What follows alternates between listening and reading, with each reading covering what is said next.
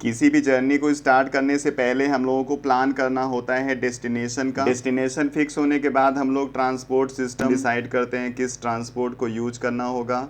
उसके बाद हम लोग डिसाइड करते हैं रास्ता। अगर रास्ता आपका प्रॉपर नहीं होगा, आप अपने डेस्टिनेशन तक कभी पहुंच नहीं सकते। सेम ऐसे ही जब आप कोई कन्वर्जन करते हो किसी भी केमिकल रिएक्शन के अंदर, तो आप उस कन्वर्जन को करने के लिए सबसे पहले फाइंड आउट करते हो कि आपको किस रिएजेंट को किस प्रोडक्ट में कन्वर्ट करना होगा। उसके बाद हम लोग चेक करते हैं उसका सुटेबल रिएजेंट, और उस सुटेबल रिएजेंट को जब आप यूज करते हो और प्रॉपर वे में आप चलोगे तो कन्वर्जन आसानी से हो जाएगा। अदरवाइज़ वो कन्वर्जन कभी नहीं होगा। कोई भी सब्जेक्ट आपको पढ़ना है तो उसको आपको टाइम देना है। बिना टाइम दिए आप उसको कभी नहीं कर सकते। और सबसे इम्पॉर्टेंट है उसकी प्रैक्टिस। प्रैक्टिस जब तक आपका नहीं होगा आप कुछ भी नहीं कर सकते। आधे घंटे 1 घंटे में कभी भी पढ़ाई पॉसिबल है ही नहीं। आपको एग्जाम्पल के लिए मैं आपको बता दूं, अगर आप किसी लोकेलिटी में एक घर ले लेते हो और आप उस लोकेलिटी में अगर नए हो तो आप अपना रास्ता 2-4 दिन तो भूल ही जाओगे। जिस रास्ते को अभी आपने आज यूज किया उसी रास्ते पे आपको वापस आना होगा तो आप भूल जाते हो, क्योंकि आपकी प्रैक्टिस उस रास्ते की नहीं है। लेकिन अगर वहीं पे आप रहना शुरू कर देते हो तो 1 महीने बाद आपकी इतनी प्रैक्टिस हो जाती है कि उस गली को तो छोड़ो, आप उसके अलावा बाकी और भी गली जान जाते हो जहाँ से अपने घर तक पहुँच सकते हो। तो सारा खेल यहाँ पे प्रैक्टिस का है। प्रैक्टिस जितना ज़्यादा होगा, केमिस्ट्री या दूसरा सब्जेक्ट कोई भी उतना ही आपके लिए आसान होता है। तो यहाँ पे हम लोग कुछ रिएजेंट को डिस्कस करेंगे आज, कि उस रिएजेंट को यूज करके कैसे हम किसी भी एक रिएक्टेंट को दूसरे में कन्वर्ट कर पाएंगे। उसी को यूज करके हम लोग यहाँ पे कन्वर्जन को प्रोसीड करते हैं। अगर आपको केमिस्ट्री का कन्वर्जन बहुत अच्छी तरीके से करना है तो आपको 3 चीजें आनी चाहिए। सबसे पहले नॉमेनक्लेचर, जिससे आप रिएजेंट का प्रॉपर स्ट्रक्चर बना सको, जिससे आपको पता चले कि किस रिएक्टेंट को किस में कन्वर्ट करना है। और दूसरा, वहां पे रिएजेंट का आपको नॉलेज होना चाहिए कि किस रिएजेंट का क्या काम होता है और किस रिएक्टेंट को कौन किस में कन्वर्ट करता है। अगर ये 2 चीजें आपको आती हैं तो कन्वर्जन आपका बड़ा आसान हो जाता है। तो यहाँ पे हम आपको कुछ सीरीज ऑफ रिएक्शन डिस्कस करने जा रहे हैं। उस सीरीज ऑफ रिएक्शन में कुछ रिएक्टेंट यूज होंगे तो आपको एक आइडिया लगेगा कौन सा रिएक्टेंट क्या करता है और किस प्रोडक्ट को बनाता है। तो अगर इन रिएक्टेंट का आपके पास नॉलेज रहेगा तो मोस्ट ऑफ द जो प्रॉब्लम्स होंगे आपके वो सॉल्व हो जाएंगे। तो चलिए हम लोग यहाँ पे कुछ रिएक्शंस डिस्कस करते हैं और उसमें देखते हैं कि जो रिएजेंट यूज हो रहे हैं उनका जनरली काम क्या होता है। यहाँ पे पहले रिएक्शन में हमारा ये रिएक्टेंट है और इससे दो तरफ रिएक्शन चल रही हैं। एक तरफ ए बी सी बनाना है, एक तरफ टी और ई बनाना है। तो सबसे पहले हम KOH एल्कोहलिक की बात करेंगे। एल्कोहलिक KOH और एक्वस KOH दो होते हैं, जिसमें एल्कोहलिक KOH क्या करता है, एल्फा बीटा एलिमिनेशन करता है। मतलब कहीं पे हैलोजन लगा रहेगा, उस कार्बन से हैलोजन और उसके पास वाले किसी भी कार्बन से एक हाइड्रोजन हटा देता है और यहाँ पे क्रिएट कर देता है डबल बॉन्ड। अब यहाँ पे अगर आपके पास ऑप्शन दो होंगे कार्बन के तो उस कार्बन को ये यूज करेगा बीटा एलिमिनेशन के लिए, जहाँ पे हाइड्रोजन का काउंट कम होगा। तो अगर इस रिएक्शन को हम लोग देखें तो इसका जो स्ट्रक्चर है कुछ इस तरीके का है। CH के साथ CH2 और Br, और इसी CH पे दो CH3 लगा हुआ है। तो अब आपके पास ये कार्बन हो गया जहां से Br हटाना है, और एक कार्बन ये है जहां से H हटाना होगा। इसके बीच में डबल बॉन्ड, इसलिए हमारा जो प्रोडक्ट आएगा वो हो जाएगा CH3 twice C double bond CH2। अब इसके साथ HBr का रिएक्शन है। HBr आप जानते हो मार्कोनी का रूल को फॉलो करेगा, क्योंकि यहाँ पे पेरोक्साइड नहीं लगा है। इसलिए आप HBr से रिएक्शन कराओगे तो Br को हमेशा उस कार्बन पे अटैच कराते हो जहां पे हाइड्रोजन का काउंट कम होगा। यहाँ पे हाइड्रोजन दो हैं, यहाँ पे हाइड्रोजन है नहीं, इसलिए इस कार्बन पे आपको Br लगाना है। तो जो B आपको मिलेगा वो हो जाएगा CH3 CH3, दो बार CH3 इस पे, यहीं पे Br, और ये हो जाएगा CH3।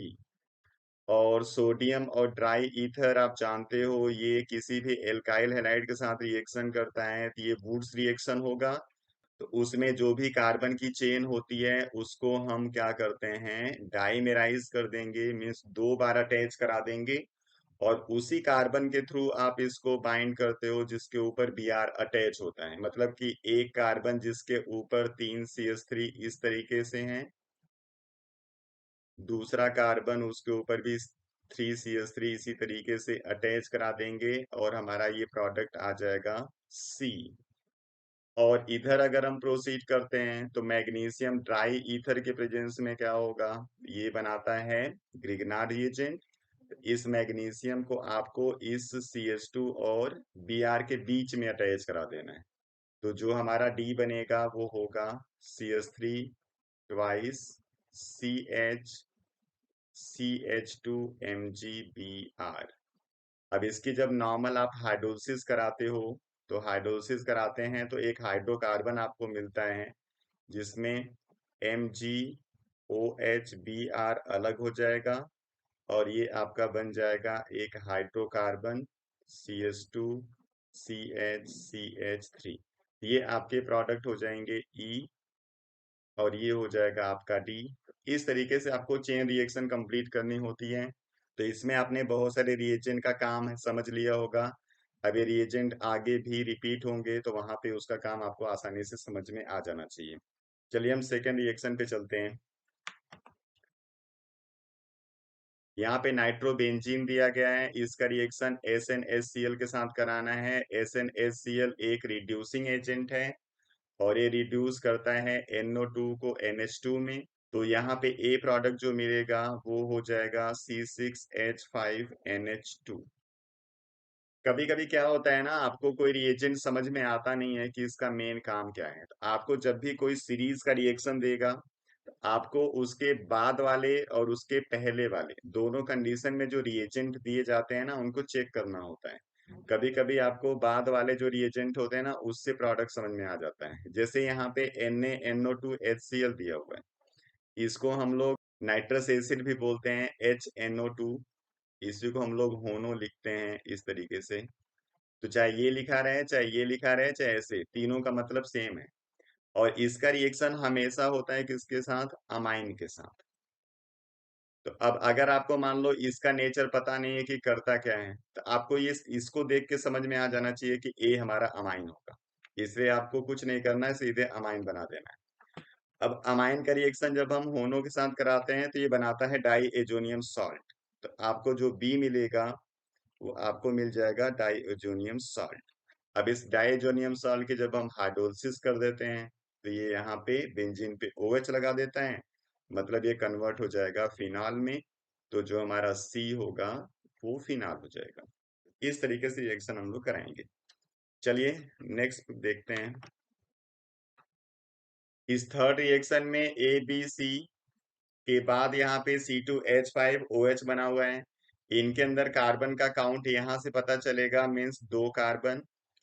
अब ये C2H5OH का जो फॉर्मेशन है वो C से हुआ है। जब इसका रिएक्शन हम लोगों ने कराया है होनो के साथ, होनो का रिएक्शन आपने यहाँ पे भी अभी देखा है। इसका मेन काम क्या होता है, अमाइन को कन्वर्ट करना डाई एजोनियम सॉल्ट में। लेकिन इसका रिएक्शन एलिफैटिक और एरोमेटिक के लिए अलग अलग होता है।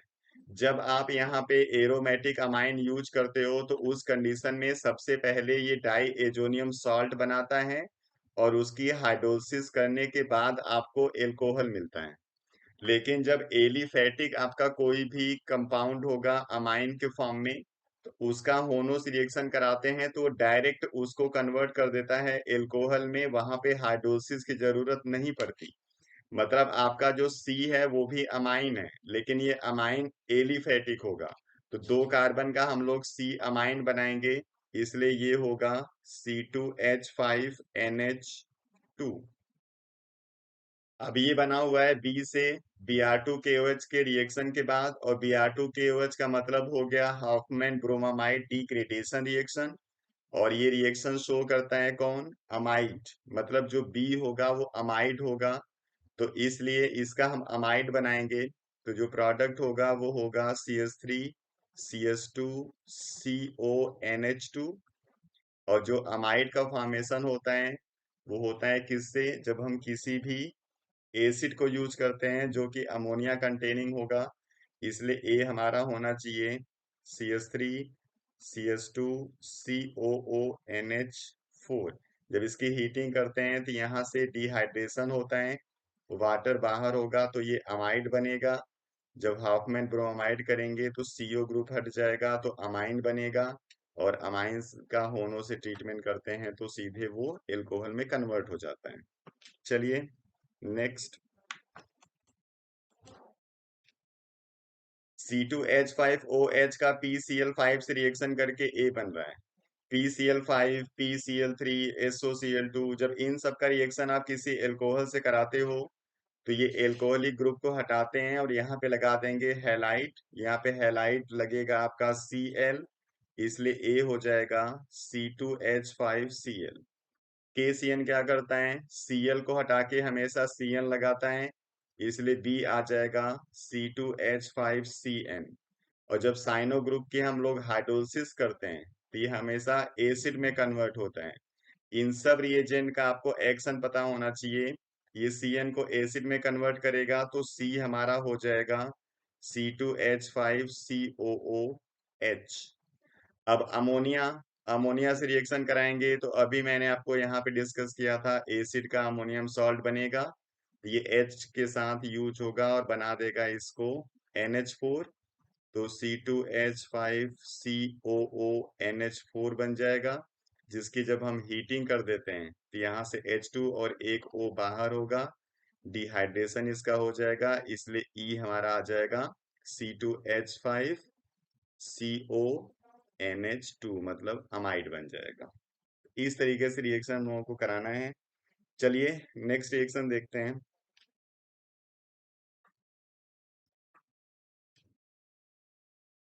CH3Br का रिएक्शन KCN के साथ अभी हम लोग डिस्कस किए हैं, Br को हटा के Cn लगाएगा, इसलिए हो जाएगा CH3CN।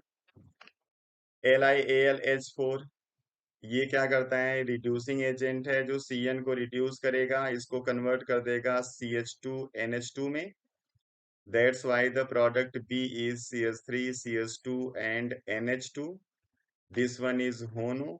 HONO एलिफेटिक अमाइन के साथ रिएक्शन कर रहा है, इसलिए C हमारा हो जाएगा CH3 CH2 and OH। Next, यहाँ पे ब्रोमोबेंजीन जिसका रिएक्शन कराना है मैग्नीशियम ट्राई ईथर के साथ, तो जो A हमारा होगा ये होगा ग्रिगनार रिएजेंट, तो ये बन जाएगा C6H5MgBr। इसका रिएक्शन CO2 के साथ कराना है, और CO2 के साथ कराते हैं जब इसका reaction followed by acidic hydrolysis, तो उस कंडीशन में आपको मिल जाता है बेंजोइक एसिड, ये कन्वर्ट हो जाएगा बेंजोइक एसिड में, इसलिए हो जाएगा COOH। अब PCl5 से रिएक्शन करेंगे तो फिर वही काम करना है, OH को हटा के Cl लगाना है, इसलिए C हो जाएगा C6H5COCl, ये हो जाएगा C। नेक्स्ट हमारा रिएक्शन है, बेंजीन का रिएक्शन कराना है CH3Cl in presence of AlCl3। जब AlCl3 के प्रेजेंस में आप CH3Cl का रिएक्शन कराते हो तो that reaction is called as Friedel Crafts alkylation. That's why the alkyl group is attack over the benzene ring, इसलिए हमारा जो A प्रोडक्ट आएगा वो होगा C6H5CH3।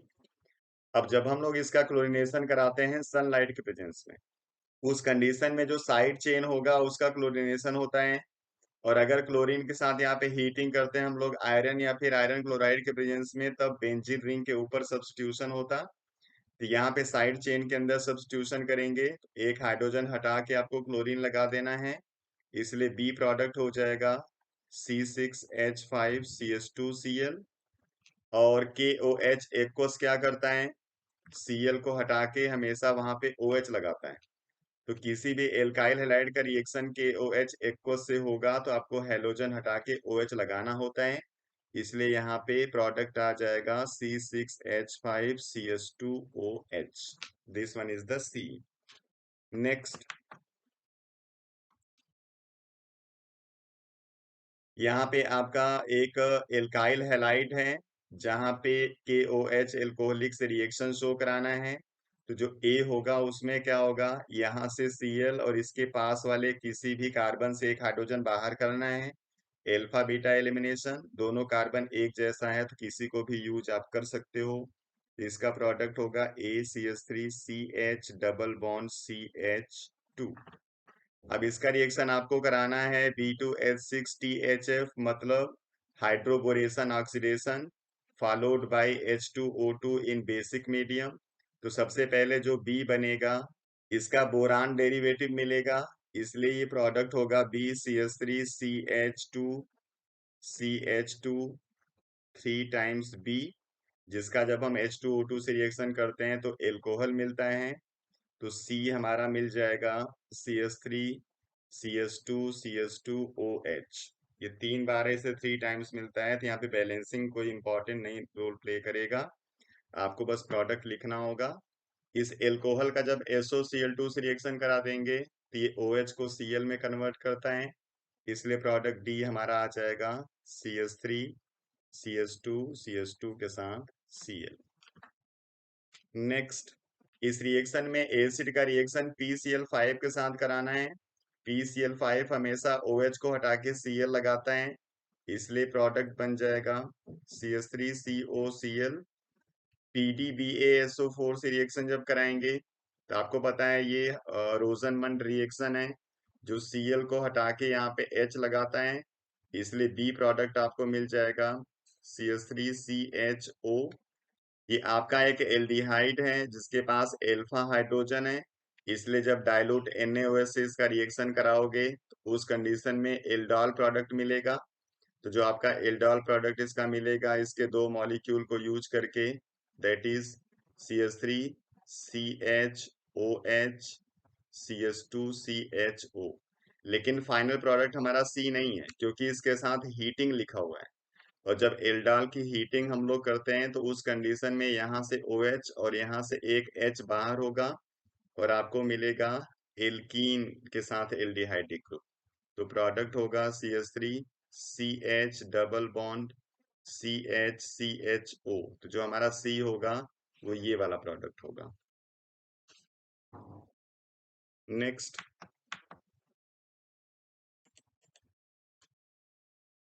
यहाँ पे एल्कोहल है जिसका कराना है K2Cr2O7 से रिएक्शन। ये एक ऑक्सीडाइजिंग एजेंट है, और जब ये ऑक्सीडेशन शो करेगा तो कन्वर्ट करता है प्राइमरी एल्कोहल को एसिड में, इसलिए A हमारा होगा CH3COOH।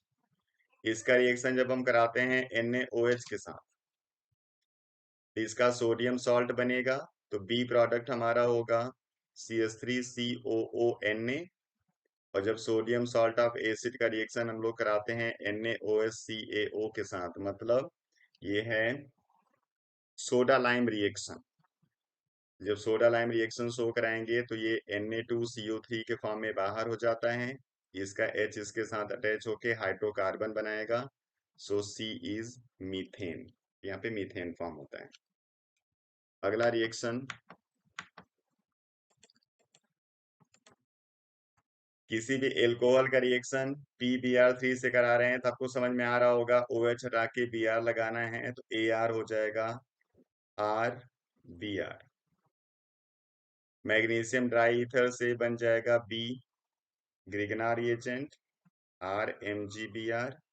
जब इसका रिएक्शन हम लोग कराते हैं HCHO के साथ तो होगा क्या, इसका R शिफ्ट होगा इस कार्बन के ऊपर, MgBr इसके ऊपर, तो एक इंटरमीडिएट ये बनेगा HCH, C के ऊपर R लगा देना है, यहाँ पे OMgBr, जिसके जब आप हाइड्रोलिसिस कर दोगे तो यहाँ पे H आ जाएगा, ये OH के साथ बाहर हो जाएगा, तो जो प्रोडक्ट हमारा D आएगा वो होगा RCH2OH, और MgOHBr हो जाएगा बाहर। तो D हमारा ये है। अब इसी A का रिएक्शन जब HCN से कराएंगे तो ये Br हट के यहाँ पे CN अटैच हो जाएगा, तो जो E होगा वो होगा RCN। जब इसका रिएक्शन कराएंगे सोडियम एल्कोहल के साथ, ये रिड्यूसिंग एजेंट है जो रिड्यूस करेगा CN को और इसको कन्वर्ट कर देता है CH2NH2 में, ये बन जाएगा RCH2NH2। होनो से रिएक्शन कराना है तो होनो से रिएक्शन करा देंगे तो डाइजोनियम सॉल्ट बनेगा RCH2N2 प्लस Cl माइनस, जिसके हाइड्रोलिसिस कराने पे एल्कोहल मिलता है, इसलिए H हो जाएगा RCH2OH। तो इस तरीके से जब आप रिएजेंट जानते रहते हो तो सारा रिएक्शन आपको आसान लगेगा, सब रिएक्शन हो जाते हैं। तो अगले वीडियो में हम कुछ कन्वर्जन के प्रॉब्लम्स लाएंगे और इन्हीं रिएजेंट को यूज करके कैसे कन्वर्जन हम कोई भी कर सकते हैं वो मैं आपको करके दिखाऊंगा। चलिए मिलते हैं नेक्स्ट वीडियो में। Thank you.